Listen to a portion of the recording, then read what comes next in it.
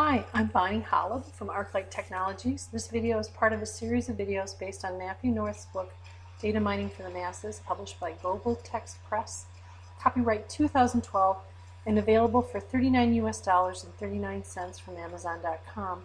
This video is made with permission from Mathew North. RapidMiner is a text and data mining tool that regularly appears at the top of surveys as the leading open source tool for these applications. It is available on the web at rapid-i.com. I have brief 5 to 6 minute videos on how to install RapidMiner, run the online tutorials, and add extensions on my YouTube channel. Search YouTube for ArcLight, A-R-C-L-I-G-H-T Technologies. Each chapter in the Data Mining for the Masses book shows an example data mining process on a sample set. This is Chapter 5, Association Rules.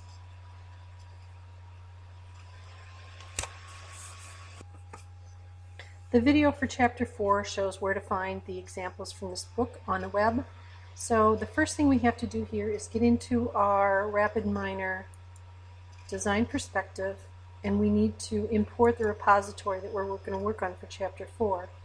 So you'll remember from the Chapter 4 video that I downloaded all of the examples online, and now it's time for me to open up a new repository. So I choose Import a CSV file. It's a comma separated value file, and I have a place where I keep all my data mining for the masses chapters, and there's the Chapter 5 data set. Say next, and remember, since it's comma separated values, I have to choose comma, and I can go on and say next. And then at this point, I need to point out that name is in the first row here. And say next. And then next. And I'm going to say where to put this. I'm going to name it Chapter 5. Okay, so now it has looked at these, and you can see what's in this data set. There are 3,483 examples. They all loaded in. There were 12 regular attributes. This was data from a survey that people took in a community where there was an online survey. So we have the elapsed time that they took them to take the survey, how much time they had spent in the community, whether they were long-time, medium, or short-range members, the gender of the person taking it, whether they worked outside the home, their age. And then there's a number of these things which are zeros and ones. Do they consider themselves a member of family-based activities? The goal of this is to say, are there some people who are in multiple groups? They're active in social clubs and they're also active in political organizations, or they're active in religious organizations and they are also active in family organizations, so that a community planner could approach these families and say, both your kids' hockey team and your social club want to work on an event together, so this is something that I expect you'd be more interested in participating in because both of those organizations, of which you've already become a part, are interested. So all of these ones and zeros means that they answered yes or no. 1 is yes, 0 is no, to participating in family organizations. And some of the examples that they give are Big Brothers and Big Sisters, or children's recreational or sports leagues, genealogy groups. This is whether they're in hobby-based organizations like amateur radio or a motorcycle or a bicycle racing club. This is a social club. Community organizations. This is political organizations, lobbying efforts, grassroots action groups. These are professional groups. For example, local chapter meetings of the law or medical society or a small business owners group. These are religious groups, whether they're involved in the faith community. And then the last one out here is a support group. So this is things like Alcoholics Anonymous or an anger management group. So we can look at this from the data view here, seeing all this, and we can look at it in the metadata view, and we note that we didn't have any missing data in any of these columns. So we've satisfied ourselves that the data has imported correctly. So now we have to go on to the next step here. First of all, we're going to go to the design perspective, and we are going to only use their participation based on communities.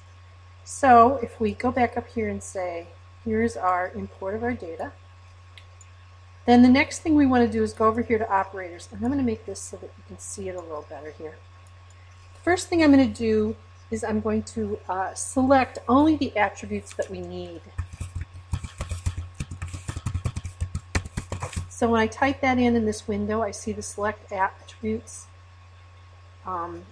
operator comes up, and I bring it onto the screen, and I slide it over so it doesn't overlap, and I can connect these two. So now I need to tell it exactly which attributes I want to select. So when I click on select attributes, and I can say escape to have that go away, I have that extra line. When I click on select attributes, it says, what are you doing over here to filter them? Right now I'm filtering all of them, but I don't want all of them. I want a subset of them. So now I click in this window to select which ones I want to be selected. And this is where I choose only the ones that are related to the groups. Family, and I click here to have it go to the other side as become a selected attribute. Hobbies goes over. Political goes over. Professional. Religious. Social group. And support group. And for the purposes of this analysis, I'm not going to pay attention to how old the person was that filled out the form, how long it took them, how long they've lived in the community, their gender, or whether they work outside the home. But when I say this, now I can go ahead and I can run this, and we can double check, see that only those things appear in each record. So each of these are a transaction record, that is a completed survey by one person. Now we're going to use the frequency pattern FP growth operator, but I happen to know that we can't use that on numeric values. We need to transfer this. So that's the next thing we're going to do. So going back to our design perspective, we need to select an operator that will change it from numeric. And we're going to change it from numeric to binomial. This is interesting. We're used to seeing the word binomial, and we often, if you're reading through this quickly, you might say, oh, it's binomial. I know what that means. It means two numbers. Well, binomial is a different word. Notice there's an extra syllable in there. It's because of this N. So binomial means that in this use, it means that it can have one of two values, and it can either be numeric or character-based. And this is something that you need to be aware of when you're working in RapidMiner. So we're switching from numeric to binomial, and we'll put it up here. And I'm going to get myself a little more room here so that I can spread these out and you can see them. Let's do this. And there. Okay, so now when I go into here, I need to tell it how to switch things.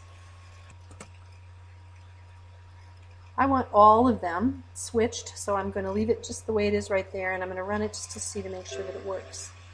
So now when I look at the results, from the example set numeric to binomial, notice that the zeros and ones have been changed into true or false. So now I can use the operator I've been wanting to use, which is the FP growth operator. And I see that there it is. And I can bring it right in here and put it on this line so that the line gets thick when I drop it on. That means put it in that calculation, the string. And that will give me the frequency pattern. Now notice that I need to get both the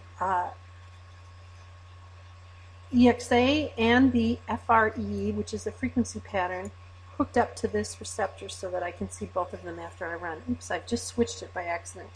Here's what you do. Go back to the first one, click on the output you want, go to the second one, and if you ever do this earlier when I was early user in RapidMiner, I would get caught like this. You can always say escape and get rid of that, but I'm going to connect this to the second output here. That way we're going to get both the results and the frequency matrix that you want to get out of it. So let's go ahead and run it and see what happens. Okay, so here we go. This is the frequency matrix that I was just talking about. What this says is that we have a number of people who are involved in religious organizations. There's a support for that. And there's a number of people involved in family organizations, and some that are in professional organizations, some that are in hobbies. But look at this. A number of people who are involved in religious organizations are also involved in family organizations. And there's also overlap between the people who are involved in religious organizations and hobby organizations. This should ring a bell with you if you've ever bought anything on a website like Amazon.com and they say, people who bought this also bought. Well, this is how they come up with it. They determine these rules so that when you buy one of these things, they can recommend the other. An application for a community website would say, well, you're signing up for religious organizations. Do you know that we also have these family sports teams and we have these hobbies you might be interested in? That's how it would get used in this kind of a application. Okay, now we can take this one step further. Let's go back to the design perspective. And I'm going to add one more operator in here, which is create association.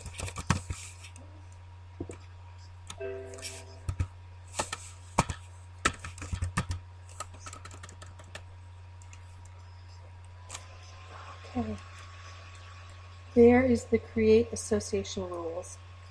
And we drop this on this box coming from the FRE, the frequency matrix calculation out of the FP growth.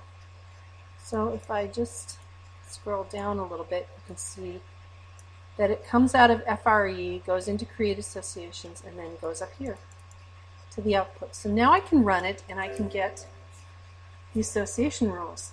Ooh, but no association rules are found. Are we worried? Well, let's look at why this might be happening in our system. If you go back and you look at the FP growth, you see that there is a value here called minimum support. In other words, this is the minimum support necessary in order for a frequency item or a set to be found. This is the default, 0.95, and that's pretty high, but it's something that you might want to work with here. Let's just change this down to 0.5. Now, if we rerun it, and we look at the association rules, you can see that we did find one here. There is confidence of 0.828 that if somebody's involved in families and hobbies, they're also going to be involved in religious organizations. So when we had it set at 0.95, it just didn't, it got filtered out at this point. So you can play with this and move it around to different levels, and I encourage you to try that. Thanks much, and I hope I see you in other videos.